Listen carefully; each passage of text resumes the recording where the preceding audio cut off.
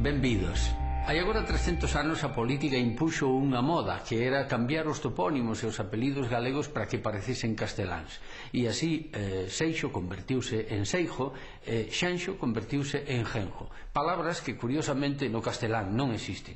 Hoxe imos falar disto e imos tamén falar da dobraxe de películas ao galego, algo no que en poucos anos acadamos xa niveis de calidade moi altos. Empezamos.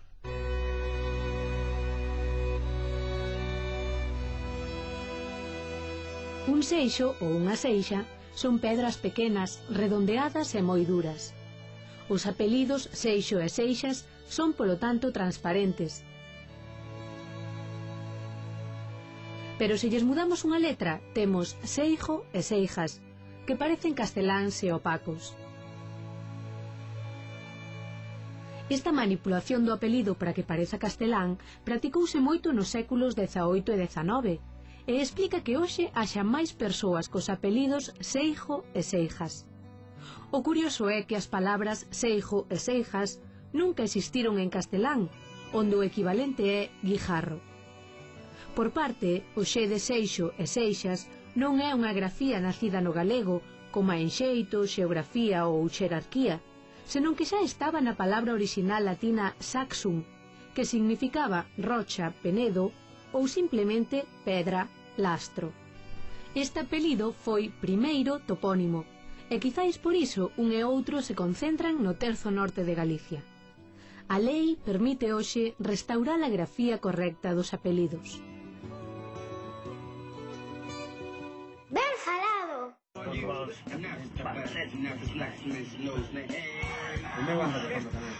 Poder azul, fillos de puta, policía de Miami. Ah, merda, somos negros.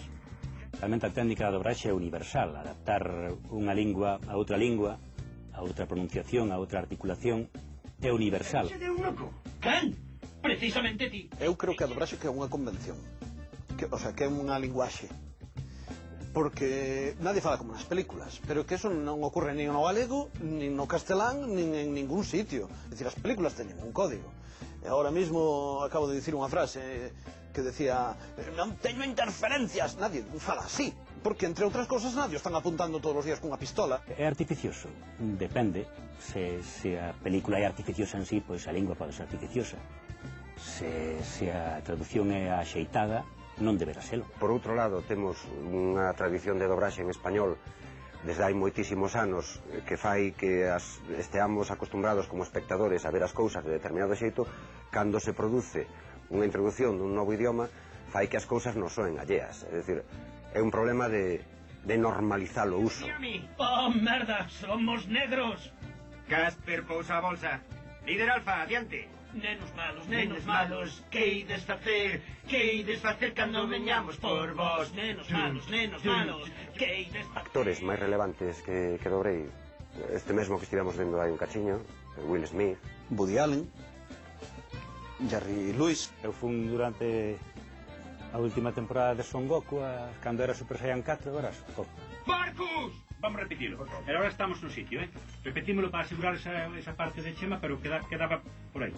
Vai. Lembro con moito cariño os pitufos, cando se empezaron a doblar os pitufos, pois xa hai máis de 20 anos. Cando empezou a emitir a televisión de Galicia debuxos en galego, sorprendeu-me moitísimo escoitar nunha cidade a nenos na rúa chamarlles o que eles sempre chamaban mariposas bolboretas. E para min significou encontrarlle sentido neste oficio. Hoxe non hai un concerto de Ricky Martin. E do carallo. Sempre digo que un rapaz ve máis horas de televisión en galego que libros lee en galego. Entón somos, digamos, o primeiro camiño que ten un rapaz para chegarse masivamente durante moito tempo a unha lingua.